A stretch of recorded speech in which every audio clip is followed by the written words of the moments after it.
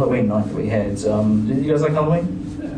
Yeah, it's not really big in New Zealand. It's massive in Japan though. There's nothing. If you're going to go like for a holiday, I highly recommend you go around Halloween time because you'll see some crazy like street parties and that kind of thing. So there's a little bit more of my backstory. There's a street where I lived in Fukuoka and it's called Fukuoka, and this was where like all the like foreigner-owned nightclubs and pubs and stuff were on this street, Fukuoka. And so like, that was where we all used to go because they all spoke English and we could hang out and stuff. And so naturally, if you're a Japanese person that has like white fever and you want to take a foreigner home for the evening, this is where you go. You'd go to Fukuoka. Now, I cannot make this up. Fukuoka literally translates to street of parental disappointment. 100% true. You can Google it later. It's quite apt as well because the first ever comedy club I started was on Fukuoka. So, I guess that's on brand for them. The comedy club is right next to the vasectomy clinic and the store that sells postcards that say, "I won't be home for Christmas again this year." Street of parental disappointment. So there's a little dive for you guys. I feel like you went with me on that one there. So I'll tell you the rest of the story. So we there's this every Halloween they do this big. I mean, it might be different now from COVID, but at the time they did these massive street Halloween parties. And the only thing I can really describe it as is like, if you've ever seen the Disney parade, it looked a lot like that, but there's like fake blood everywhere. So I guess it's like the Disney parade during the zombie apocalypse. That's kind of that's the vibe of the street during Halloween time. And so this one year we're going to a Halloween party, and it had all been sort of organized by a friend of a friend. And I thought, well, I'm in Japan, so I'm going to dress up as a character from Japanese media. So I dressed up as a character called Piccolo from Dragon Ball Z.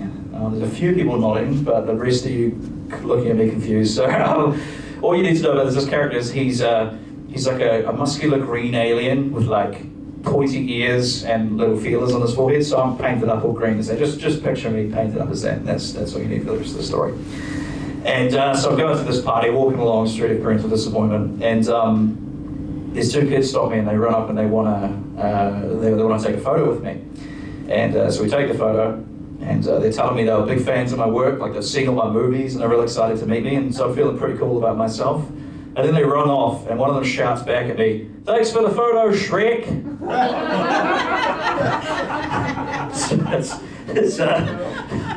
It's pretty, it can be grim out there at times if you're a bigger guy on Halloween. But there's some silver linings to it, like if anyone's booking a children's birthday party this weekend, I'm available for bookings. There's a weird side effect, is when you look like Shrek, millennial women find you irresistible, but they don't know why, which works out quite well for me. Like if I see like a wedding ring tan line, and then a little Harry Potter and the Deathly Hallows tattoo on the inside of her wrist, the little triangle, that's my cue to go and introduce myself. And I just walk up and I'm like, "I don't suppose you believe in happily ever afters, do you?" Works most of the time.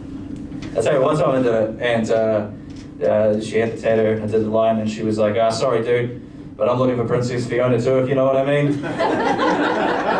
So, 50-50. Anyway, we'll get back to the story. And so we arrived at the Halloween party, and my friend had set up kind of like a double date with these two Japanese ladies. And they didn't really speak any English. I didn't speak any Japanese, but my friend did. So he was kind of the go-between for us. And like, he's a good friend. He was trying really hard to wingman for me. So he's like rattling off all this Japanese with these two. Like, I have no idea what he's saying. And that's the problem with wingmanning, is like, I don't know what lies I'm supposed to be keeping up with. You know what I mean? You're gassing your friend up. And so he's rattling away, talking to them.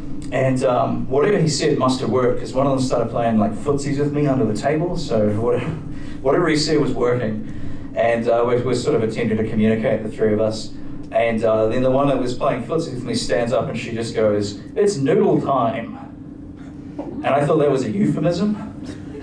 It wasn't. But that's okay, because I like noodles. So I was down to go get noodles. And so we get up from this bar and we're walking down on the street, and it was just me and her walking next to each other. We're attempting to communicate with each other, and she's asking me questions in sort of like broken English. And she asked me this one question. She says, "What's your favorite type of umma?" And I thought she was saying uma, which is the Japanese word for horse. So I gave her an honest answer. I was like, oh, you know, strong back, good teeth, nice tail, you know. And she's going, no, uma. And I was like, oh, you're saying woman. What's your favorite type of woman? And I was like, wow, same answer really, isn't it? Strong back, good teeth, nice tail. Like, well, what else do you want in a gal, really?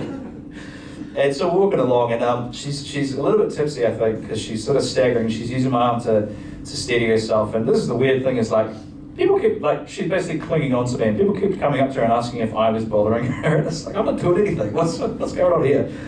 So then we get to this noodle place, and this is where the chaos really unfolded, is because she started trying to, you know, couples will like feed each other. Like you could do it with like little bite size. You can do it with pizza, or you can do it with a small little piece. So she's trying to feed me like a couple like ramen with chopsticks. And it's like soup and everything. And like, I don't know if you've ever seen a drunk Japanese person trying to use chopsticks before, but it looks a lot like a sober white person trying to use chopsticks. And like my level, after about 3 years living there, I'm at the level of tipsy Korean with my chopsticks.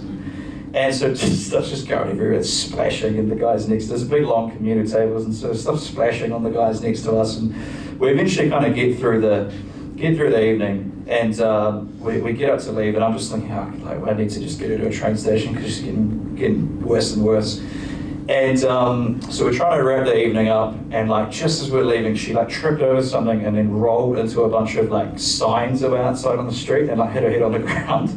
So like, that's not a good look for me. If people already thought I was bothering her, like now me like carrying her around, you know, it's gonna look like the ogre has literally captured the princess in this situation, you know.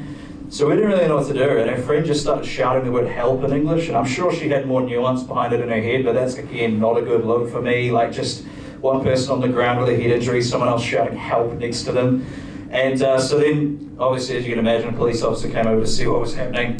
And thankfully, we managed to kind of explain to him like what had happened here. And I think he was a big fan of Shrek, because that kind of got me off a little bit, because he wanted me to record a video on his phone telling his kids they need to go to bed on time. So like somewhere over in Tokyo, there's a police officer that's got a video of me like, you know, I'm painted green, but I'm starting to sweat, so all the paint's coming. I just look like a raving lunatic, and I'm just like, hey kids, your daddy says you need to go to bed, and if you don't, that'll make me very angry. Arrgh. So, if I ever get cancelled, I assume that footage is going to surface somewhere. That'll be the end of me.